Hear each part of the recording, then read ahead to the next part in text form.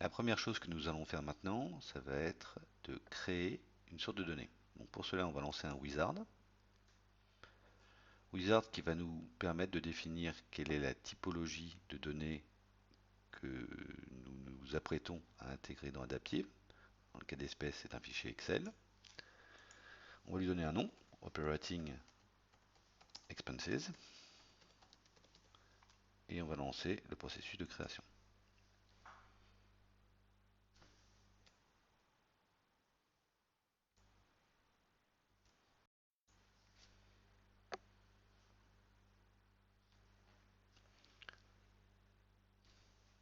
Le composant a été créé. Il nous reste maintenant à aller importer les données et à les intégrer dans Adaptive, en tout cas dans la staging area, c'est-à-dire la zone de travail dans laquelle nous allons pouvoir ensuite commencer les opérations de transformation.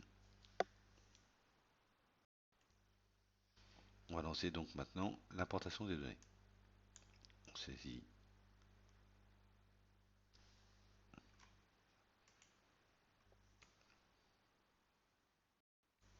On va pouvoir lancer l'importation de notre fichier Excel. Donc on va sélectionner le fichier qui nous intéresse, celui-ci, et lancer l'import. On va avoir plusieurs messages qui vont nous dire si cela se passe bien et combien nous avons de données ou de lignes de données qui ont été intégrées. Immédiatement, on a une première visualisation des informations qui ont été intégrées. Et si on regarde sur les composants de données sur notre gauche, on a en plus des informations sur la typologie de champ qui a été reconnue par Adaptive automatiquement. Donc les accounts ont été flagués comme étant des chiffres, alors que level et période ont été catégorisés comme étant des informations de type date et amount de type devise.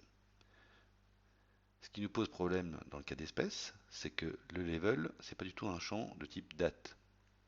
Donc, ce qu'on peut faire, c'est lancer une transformation par rapport déjà à ce première intégration. Donc, column settings, on va lui dire quoi? On va dire que level, c'est pas du tout un champ date, mais que c'est un champ de type texte. J'applique. Je vais lancer un preview data.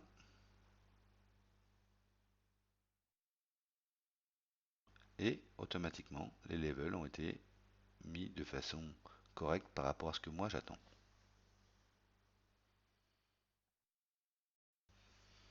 On aurait d'autres possibilités, bien évidemment, de transformation. On peut créer des colonnes calculées. On peut faire des choses très simples, comme exclure une colonne si on ne souhaite pas l'avoir intégrée demain dans Adaptive.